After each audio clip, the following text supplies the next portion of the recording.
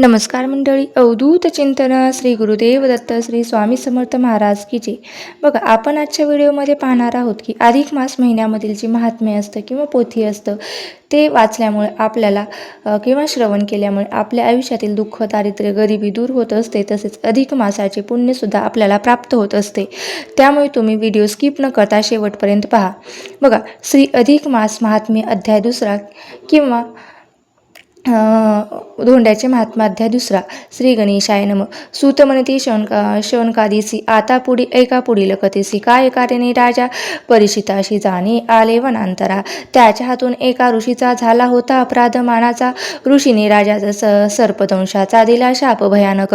सप्तदिनाचे उरले आयुष्यमान आता केवळ उरले जाणून साधावया आत्मकल्याण आला राजा वनांतरा. भाग्य परीक्षिताचे थोरू सुखदेव लाभला सद्गुरू तेने केला त्याचा उद्धारू कथा भगवंत सांगुनी. ते मजला परम भाग्याने श्रवणी पडली अमृतवाणी भाग्यवताची कथा कल्याणी जी का उद्धारक सर्व जीवांची. तेव्हा श्रोते म्हणते स्वतः लागुनी तुम्ही चतुर करण्या संभाषण एक व आम्हा हरिपुराण जे ज्ञात व्यास कृपेने. जे व्यासमुखीचे वचन तुवा केले हितकरण श्रवण तोच भाग्य करी निवेदन अन्य नको पहाळ. मज सुत मने परमानंदे ऐकली कथा कृपा प्रसादे. ते म्हणती परम मोदे सादर व्हावे श्रवणास.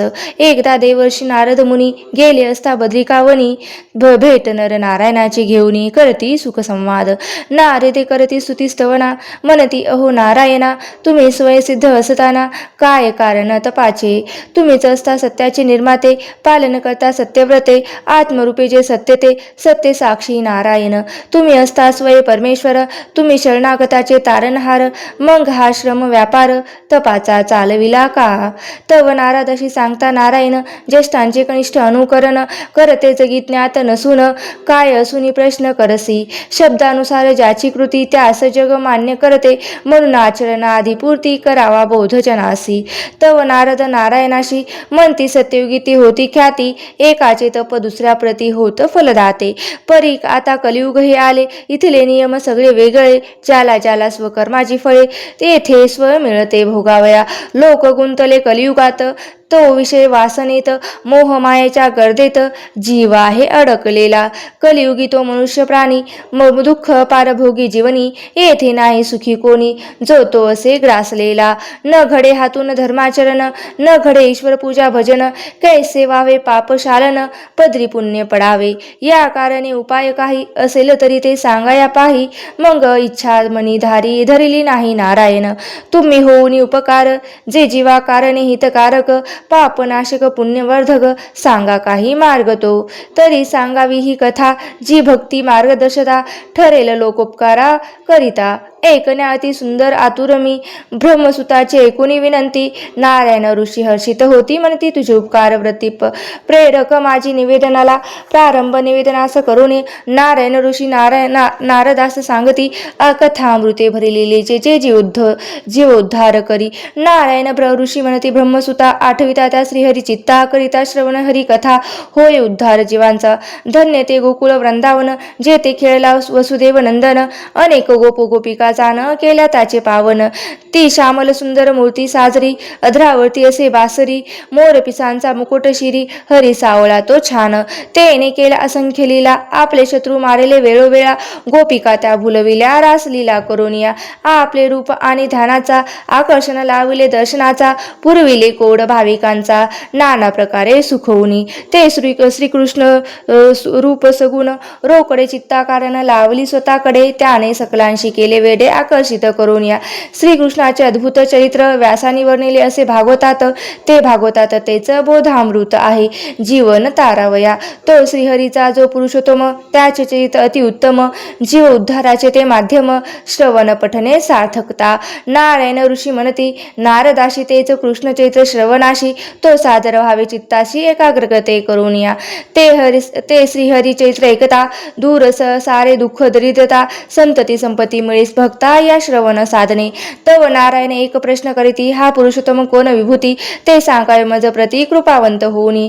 तो नारदाचा प्रश्न ऐकून क्षणिक घेतले डोळे मिटून. नारायण ऋषींनी ध्यान केले पुरुषोत्तमाचे. मर्यादा पुरुष श्रीराम तेचाच. कृष्ण हा पुरुषोत्तम अधिक मास तो पुरुषोत्तम नाम पावला संपला असे जगी. या पुरुषोत्तम मासाचे व्रताचरण न करता त्याचे दैन्य दुःख पाप जनांचे दूर होते सारे. या मासाचे जे व्रत आचरती पुण्य लाभते पाप दुःख दारिद्र्य नष्ट चरिते मानवाचे कलयुगी. त्या मासाचा महिमा पुराणी ठेवला आहे लिहुनी. त्याचे आचरण परम कल्याणी असे जीवन उद्धारा. तव नारद कर जोडून या म्हणते लोकोपकार कराया. त्या अधिक मासाचा महिमा सांगा मज विस्तारुनी. कारण वर्षाचे 12 महिने इतकेच ठाऊक मज पामरा. हा अधिक मास काय बरा जन्मा काय कारणे. त्याची झाली एक उत्पत्ती काय कारण कैशी स्थिती कोणे कोणती व्रत या मासात कराविनी. जीवन उद्धारक यावे शांत करा निवेदन. सांगा अधिकाचे महिमान कैसे व्रत आचरण पूजा पुण्यकारक तो कैसा. सुतमैन की सैनिकापदी साधुनी उपकार मानस तो चित्ती लोक कल्याण सकृपा मेघ करोनिया. नारायण तो ऋषीवर म्हणती नारदा एक अधिक मासाचा महिमा थोर वणिला तो पुरांतरी. या एकाच मासाचे व्रताचरण देई आचरका पुण्यदान. त्याचे सर्व क्लेश हरण होती परम भाग्यवती. नारदा तुझ लागी कथा सांगतो तत्पवेगी. ज्याचे मनुष्य सुख भोगी तो श्रीहरीच्या कृपेने. ती अधिक मासाची जन्मकथा कैसा पुरुषोत्तम नामधरिता झाला कोणी भाग्य जगता विख्यात महापुण्यमय. ब्रह्म नारदी पुराणाचा जो कथाभाग अधिक मासाचा नारायण नारायण संवादाचा तोच येथे निवेदला. अरुण विनवई करी खास स्वीकारा प्राकृत रचनेस. दुसरा अध्याय श्रीहरी चरणी प्रेम भावे समर्पितो. धन्यवाद. ओम नमो भगवते वासुदेवाय नम. ओम नमो भगवते वासुदेवाय नम. तुम्हाला जर हा महात्मा कळाला नसेल तर याचं मी तुम्हाला मराठीतही सांगू शकते. बघा, राजा परीक्षित हा वनात काय म्हणून आला होता हे पाहूया. या दुसऱ्या अध्यायात सुतजी शौनकावधी ऋषींना सांगतात की राजा परीक्षिताच्या हातून एका ऋषींना नकळत अपमान झाला होता. त्यामुळे ऋषींनी राजाला 7 दिवसाचा सर्पदंशाने तुझा मृत्यू होईल असा शाप दिला. आपले उरलेले 7 दिवसांचे आयुष्य सार्थकी लावण्यासाठी आणि आत्मकल्याणासाठी राजा परीक्षित हस्तिनापूरला सोडून वनात गेले. पण त्या भाग्यवंत राजास तिथे साक्षात सुखदेव मुनी सारखे सद्गुरू लाभले ज्याने भगवत कथा सांगून राजाचा उद्धार केला. तेव्हा श्रोते सुतास म्हणतात की बाबा रे, तू चतुर संभाषण करतात मोठाच्या माहीर आहेस, पण आम्हास त्या कथेची गोडी लागली आहे की तुला व्यासकांकडून जीवाच्या उद्धारासाठी समजली आहे. तेव्हा आता अन्य पालन न करता ती कथा पुढे सांगा. तेव्हा सुतजी सांगू लागले की एकदा देवर्षी नारद मुनी बद्रिकाश्रमी श्री नरनारायणाची भेट घेण्यासाठी गेले. तेव्हा त्यांनी नारायणास असे विचारले की तुम्ही स्वतः परमेश्वर स्वरूप असताना तुम्ही हे तपाचरण का करतात. त्यावर नारायण ऋषी म्हणाले की अरे नारदा, जे आचरण ज्येष्ठ मोठी माणसे करतात त्याचेच अनुकरण हे कनिष्ठ करत असतात, म्हणून ज्येष्ठाचा आदर नको का. तेव्हा नारद म्हणाले की देवा, पूर्वी एका केलेल्या तपाचे फळ हे दुसऱ्याला मिळत होते. आता कलियुग आलेले आहे. येथे प्रत्येक प्राणी हा स्वकर्माच्या अधीन झालेला आहे. लोक सुखी दुखी कष्ट आहेत. त्यांचा उद्धाराचा काही मार्ग आहे का. असल्यास तो कोणता. तुम्ही हितकारक पापनाशक पुण्यवर्धक असा काही उपाय आहे का ते सांगा. तेव्हा नारायण ऋषी म्हणतात की श्रीहरी कथा श्रवणकार एक उत्तम कथा आहे असे ते नारायण ऋषी नारदास सांगितले. तेव्हा पापाचा नाश करणारी जीवाच्या जन्माचे सार्थक करणारी श्रीहरी कथा श्रवण करा, भक्ती करा, साधना करा. श्रीहरी चैत्र एकता सर्वांचे दुःख दारिद्र्य दूर होते, संतती संपत्ती याचा भक्तास लाभ होतो. भगवान पुरुषोत्तमाची अधिक मासातील पूजा ही सर्वांना फलदायक आहे. तेव्हा नारदाने हा अधिक मास म्हणजे काय, तर त्यांची जन्मकथा, त्यांचे महत्त्व काय आहे ते सर्व त्यांना जाणून घेण्याची इच्छा व्यक्त केली. इथे हा श्री नारायण आणि नारद यांच्या सुखसंवादाचा बहुउच्चारीने पुराण संबंध प्राप्त होतो आणि ही दुसऱ्या अध्यायाचं महात्म्य आहे आणि इथे पूर्ण होतं. तुम्हाला